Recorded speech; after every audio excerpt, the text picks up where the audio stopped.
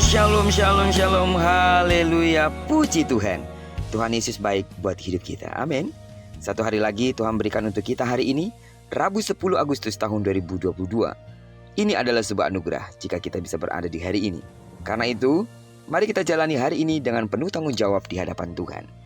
Baiklah, seperti biasa, sebelum kita lebih jauh melakukan semua aktivitas kita sepanjang hari ini, izinkan kembali Tuhan bicara kepada kita melalui pembacaan Alkitab satu hari satu pasal yang akan tetap kita ambil dari pembacaan 52 hari bersama Yeremia. Dan hari ini kita telah memasuki hari yang ke-37, maka kita akan membaca kitab Yeremia pasal yang ke-37 ayat yang pertama sampai dengan ayat yang ke-21. Judul renungan kita pada pagi hari ini, harga sebuah pelayanan. Sebagai pengantar renungan ini saya akan coba bacakan untuk kita ayat yang ke-15 sampai dengan ayat yang ke-16. Para pemuka ini menjadi marah kepada Yeremia. Mereka memukuli dia dan memasukkannya ke dalam rumah tahanan, rumah panitera Yonatan itu. Adapun rumah itu telah dibuat mereka menjadi penjara. Demikianlah halnya Yeremia masuk ke dalam ruang cadangan air di bawah tanah itu, dan lama Yeremia tinggal di sana. Manusia sering hanya mau mendengarkan apa yang mereka mau dengar. Dan kerap kali orang yang membawa berita yang tidak menyenangkan hati sering menjadi sasaran kemarahan dari orang yang menerima berita itu. Inilah yang dialami Yeremia. Ketika tentara Firaun berangkat dari Mesir, tentara Babel pergi dari Yerusalem. Kemudian Yeremia menyampaikan firman kepada Raja Zedekia yang meminta petunjuk Tuhan bahwa tentara Firaun yang telah berangkat untuk membantu Yehuda dalam menghadapi Babel akan kembali ke Mesir.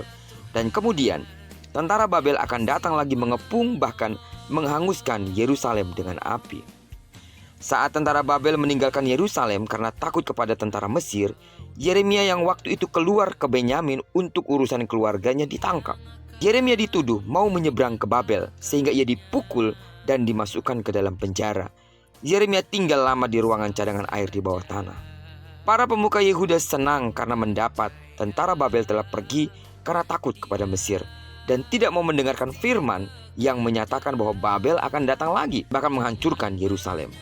Maka Yeremia yang membawa berita negatif itu difitnah dan dimasukkan ke dalam penjara. Sidang jemaat Tuhan, banyak anak-anak Tuhan yang sekarang ini juga kita jumpai.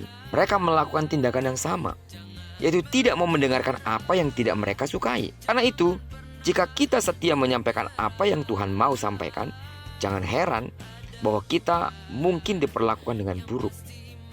Kita harus bersiap untuk membayar harga demi untuk menyampaikan firman Tuhan yang benar. Amin. Bahkan jika kita sampai dianiaya karena menyampaikan sebuah kebenaran, sama seperti para rasul yang disesah karena menyampaikan Injil.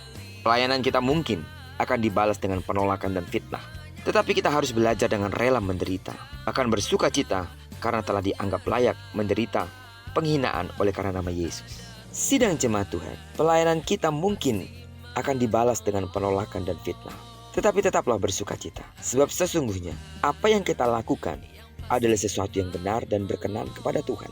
Lakukanlah segala sesuatu dengan tulus, dan jangan takut atas setiap respon negatif dari orang-orang di sekitar kita.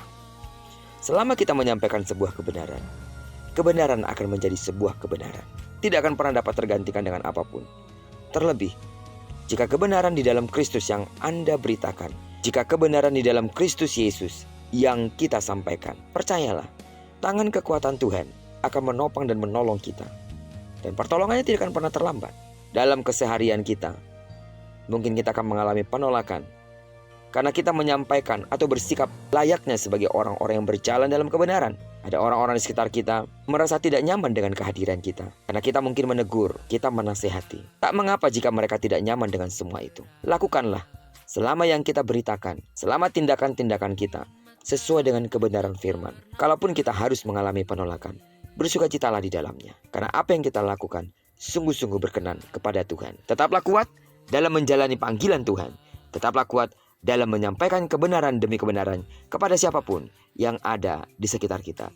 Karena Tuhan pasti akan membela umatnya. Bahkan Tuhan pasti akan menegakkan kebenarannya. Bagaimanapun cara orang untuk merusakkannya, kebenaran adalah kebenaran. Terpujilah nama Tuhan. Kiranya kebenaran firman hari ini menyemangati kita untuk terus melakukan bagian kita menyampaikan kebenaran kepada setiap orang meskipun kita harus mengalami penolakan. Diberkatilah kita sepanjang hari ini, digenapi firman yang telah berjanji bahwa apa yang dikerjakan tangan kanan dan tangan kiri kita dibuatnya berhasil. Dan karena kita telah menyerahkan diri kita sepenuhnya ke dalam tangan pimpinan Tuhan, kemanapun kaki kanan kaki kiri melangkah, doaku di sana pasti berkat Tuhan akan dinyatakan dalam hidupmu. Bagi seluruh sedang jemaat Tuhan yang sakit, dengarkanlah bahwa di dalam nama Yesus sembuhlah sesuai dengan takaran imanmu. Diberkatilah kita bersama dengan orang-orang yang kita kasihi, serta bersama dengan orang-orang yang kita cintai dimanapun mereka berada. Terpujilah nama Tuhan. Shalom.